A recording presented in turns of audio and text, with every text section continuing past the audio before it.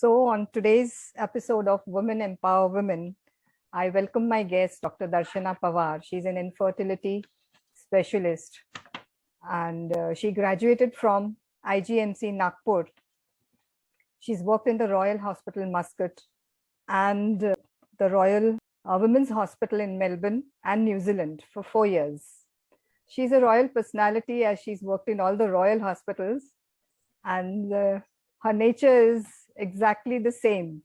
I don't know why she's not kept her hospital's name again on Royal, because that would have suited her better. She came back to Nagpur in 2010 and set up a Central India Fertility Center and a Well Women Clinic, which is a state-of-art fertility center with all facilities like the IUI, the IVF, ICSI, all available under the one roof. It's a standalone infertility center with no obstetric or gynec facilities. Pregnant patients are referred back to their own obstetricians. Good to go, Dr. Darshana.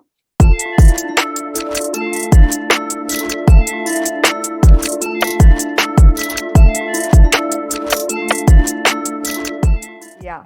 How did you start your journey? Let me start from the beginning. So yes. I'm not going to talk about when I became a doctor. So I basically belong to a business Gujarati family. Right. And during those times, Gujarati girls never became doctors. So True. The first time I had to rebel against my family, more so my dad, was when I told him I want to be a doctor. And he said, oh my God, tu doctor banegi to तैसे शादी कौन करेगा? Right. एक तो तू मोटी है, ऊपर से तू डॉक्टर बनेगी. So who will marry you? So I said, ठीक है, nobody will marry me. I will be a doctor and I'll do what I want to do. So that is how I got into medicine. Now, even before that, Ajkal we talk so much about body image positivity, body issues, things like that. Many of you may not understand what it is to be an obese person. You know, right from childhood, even you, my dear friends, all of you call me Motu. But yeah. I know that's out of love. But from childhood, you keep hearing that, you know, because you're obese, you're different from other people. So Right. एक ना दिमाग में एक कीड़ा आता है कि ठीक है, if I am different from other people, I'm going to prove to people कि it is not just कि I am different by being fat. मेरे में over and above fat और भी कुछ है. So But that's very how that cute thing came into my mind कि I have to do something with my life. Otherwise मेरी पूरी जिंदगी ऐसे ही निकल जाएगी कि ये मोटी है. Right. So that is how I got into medicine. And another very, very important thing I had thought at that time was that my mom was dependent on my dad for every rupee. Even if mom would ask for 10 rupees, my dad would say, "Kyun chahiye?" So I didn't want that. I wanted to be so self-sufficient that nobody, na mera husband, na mere pita, किसी ने मुझे नहीं पूछना चाहिए कि तेरे पास पैसे कितने हैं, क्यों है, तूने कहाँ खर्चा किया और क्या किया.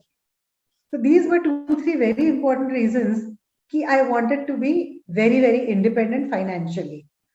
अब because मैं मोटी हूँ तो मेरे लिए things like sports as a profession was out of question. So जो मुझे करना था मुझे मेरे दिमाग से ही करना था. So that's how I got into medicine. I think my reasons were the same. I wanted to do medicine as well, you know very well. But Exactly. Even my parents refused, like, you know, and I gave it to the idea, yes, who will marry me? And you didn't. So you are a doctor today. I did, exactly. Jabki you were always so slim and, you know, attractive, and I was always so fat. We've seen each other. But so in fact, I never me. knew I was attractive, Darshana. It was later in life that people told me, and I took the idea, you know. Otherwise, I always thought I was very dark and not beautiful at all. I always had that in mind. Correct. ये problem अपने era का था, जो body image को, you know, इतना categorize किया हुआ था. Yeah, I always thought who would marry me, and when my father said that if you above that, if you become a doctor, then it will be really like, you know, you have to be a spinster. दोनों की story same थी. I swear, exactly the same. Yeah. So, Dr. Darshana, what were your struggles to get here, like to complete your studies or to pursue your career as a doctor? Right. So to start with, it started with a physical appearance, as I said. being obese. Things were easier to get into medicine. You had good marks in 12th, and I got into medicine. So, as I said earlier, my first struggle was to convince my dad that being a Gujarati girl from a very orthodox family, I had to fight to get into medicine. In fact, I was taken to a principal of a college to convince me that do BSc Home Science. Oh. And yeah, and I fought with him that I will sit at home, but I will not do BSc Home Science. So finally, somebody put sense into his head that, she has the brain, so let her do it. So that is how my struggle started. Medicine was not bad. I managed to do quite well. Then came the struggle to get post graduation. I missed my MD by 2 marks. Oh. And that was quite devastating for me. So once that happened, then I decided, okay, I didn't get MD Indian degree. I'm going to do something and get any British degree. And by then, I had fallen in love with my husband who is now my husband. Yeah. So there, my second phase of struggle started. Yes. Now, me being from a Gujarati business family, fell in love with a middle class educated family boy. There was my struggle. They didn't want me to marry him because how will I manage? And the usual yes. stuff that every parent thinks it's difficult for the parents too, if we look from their point of view. Absolutely. And at that time. Then we got married. And then the thing was, oh my God, what will we do in India? The salaries are so less. But God was very kind to us. And we got a job in the Middle East. So we went off to Middle East. But my dream of doing the British degree had not yet fulfilled because I did not have money at that time to put into those degrees. They are expensive degrees. You have to study a lot, and you feel if you're putting in so much effort and so much money, you should pass. So by the time I managed to do my degree, it was 2000. I got married in 91. I had my 2 children, and then I managed to do my degree in 2000. Okay. So yes, that was the time I underwent a lot of financial difficulties. Even for my degree, I had to borrow money from my sister-in-law and whatever our savings we had. So that was the second struggle. After that, things were all right, but then promotions were not good to come by. Again, my body image was a big issue in that because people used to think, oh, she's so fat. Ye kya kar payegi? Even when I was doing my British exams, I was told, oh, she will not pass. But God was so kind, yeah, whatever, I don't know. I passed everything for sure. But you were always good at academically. I was, but then, aapka appearance kaisa hai? People are so judgy. I know, they are. They a lot more. Things are much, much better for youngsters today, Yeah, they are. It doesn't matter how you look. You have it in you and you will get it. Yes. And then we moved to New Zealand. In the meantime, my husband went off to CMC Vellore. So I was in Middle East with 2 young children, 1-year-old and 5-year-old. Financial difficulties because I was the sole earning member. Right. And ठीक है, वो वक्त भी निकल गया. How did you manage, Darshana, like being from an affluent business family? I think you've never seen struggle during your school life, or because we always were in awe of you in school. So how did you manage these times? Can you put some little light on that? Just love, faith, and support of my husband. Nothing else, nobody else. True. I mean, I wouldn't even say that, I had great financial support from parental side or nothing. Yeah, I was about to ask, did you ever think of fall back on your parents and ask them for support? No. Jab tak we could not do it, we never did it. So it was just the 2 of us who have worked hard. You can say worked our asses off. Yeah. And reached where we are today. I know. It's an inspiration for the younger generation today. Those they just want an affluent life. Yeah. That is not possible. I mean, there were times, I would not shop for years together. And even jab bachche, they would say, I will be like, abhi nahi, abhi apne paas nahi hai. In fact, when my husband went off to CMC Vellore for his higher studies and I was alone with the children, there were times कि मैं restaurant में से उठ गई हूँ because the menu was very expensive. Oh, So, yeah, that's I tough. mean, that was heartbreaking. I had never thought कि मैं मेरे बच्चों को खाने के टेबल पे ऐसे उठाऊंगी I know, कि must बेटा have ये been अच्छा really नहीं है tough. बोलकर, knowing कि if I feed them that, मेरा पूरा महीने का बजट गड़बड़ हो जाएगा. Now, this is something I don't know whether we have spoiled today's children so much कि उन्हें पता ही नहीं है what is want. Yes, That absolutely is a true. very big problem. Yes. उन्हें लगता है क्या है, सब तो मिल जाएगा. And unfortunately, आजकल के parents दे भी देते हैं. They will that is kill the themselves irony. with- Actually, we think that we are giving everything to our children what our parents could not give us, or they did not give us, because we think that was wrong. But now when we've raised up our children, we think that that was really right. You know, Yes. the upbringing was right. Correct. And because our parents did not give us everything, Yes, we we have value. that fire in the belly. Yes. यार करना है, करके दिखाना है. Yes, and we valued that money, and we knew what position is and how to earn, and as you rightly said, that we had that fire in our belly. Yes. So that, and I feel everybody should go through these difficult times. yes. Otherwise इंसान को कभी किसी चीज की importance ही नहीं समझेगा. नहीं, हाँ, ठोकर लगना बहुत जरूरी है, like you say, you know. बहुत जरूरी है. It's a must. True. Are you satisfied with where you are today, and where do you see yourself in the coming years? Like I think all our 60s, in our 60s, in our late 50s, or, you know. Correct. Hardly some time left with us, you know. We would like to enjoy our life as well. Absolutely. So what future plans? See, you asked the word, are you satisfied? Now, satisfaction has a very, very broad perspective. You may be satisfied with your personal life. Yes, I am. Am I satisfied with my children? Yes, I am. They have done fairly well for themselves in their life. Am I satisfied financially? Yes, I am. Though people will think, no, you can earn more. You should have a big hospital. I don't want that. That is a never-ending aspiration. It's a never-ending story. Yeah.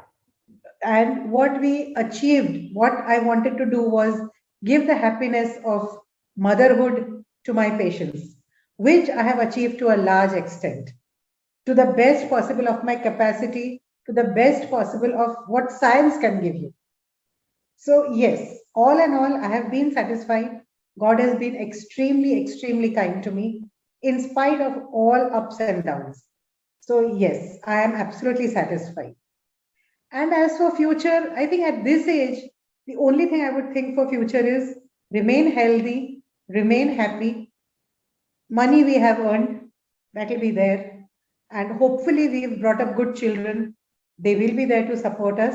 Yeah. But yes, keep good health and keep adequate bank balance for yourself. Do not give away everything, you know, for children. Because now is the time to keep for ourselves. And it's time for children to earn their own things. So I think where I see the future. On your work front also, you must be really satisfied because you are giving children to people, like, absolutely, you know, absolutely, and yes. You are getting so much blessings, you know, from the couple. I may not be earning all that much. Yeah, but my earnings in terms of blessings is phenomenal. Yeah, no doubt about it. I know they must be so much in love with you and showering their blessings and everything, you know. So absolute satisfaction on that front. Completely. Yeah. Now we've talked about you. So what advice would you give to the young girls today, those who want to pursue something or any career? What do you think they should follow? So one of the very, very important things I would like to tell all the girls is that be financially independent. Whatever it is, you may be a very rich man's daughter, you may be a very rich man's wife, but be financially independent. Secondly, there is no lift to success. You have to take the stairs of struggle. The struggle will be there. It's an up and down. Just the way the heart, when the heart beats, the ECG goes up and down. The day it's a straight line, you're dead. So life is like that. There are ups, there are downs, and you have to learn to cope with it. You don't go around committing suicide and such stupid things. Why? For what? There is always light at the end of the tunnel. And another last point I would say, dedication, honesty, hard work, and truthfulness. This will always, always give you a success in life. There is no other shortcut other than these mantra for a wonderful, successful life. And apart from that, I think I would like to add that today the girls, they're just looking for financial freedom, but that doesn't come without your family. Absolutely, absolutely. Yeah. So would you like to add something on that? Like, they just don't want to take the responsibilities. So See, what do you think about that? is never, so a family cannot be made without responsibility. Yeah. Nowadays, yes, girls and husband wives are earning equal, but still, even in today's era, I have lived in so many countries, everywhere. The main burden of the house is on the girl. Whether you are British, you are American, whether you are in India, doesn't matter. Even when I was in Australia, we both would come home from the same working hours. I would go in the kitchen, my husband would sit in front of the TV.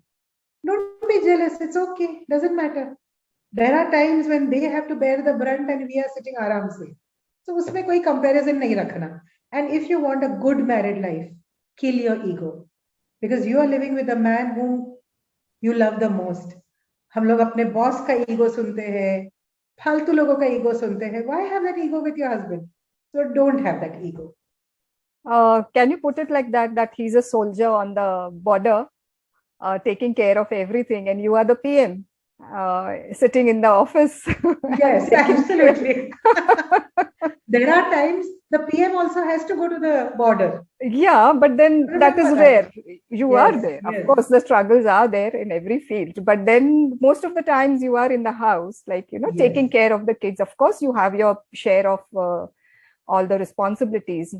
Not that, but then he's a soldier on the border. Absolutely.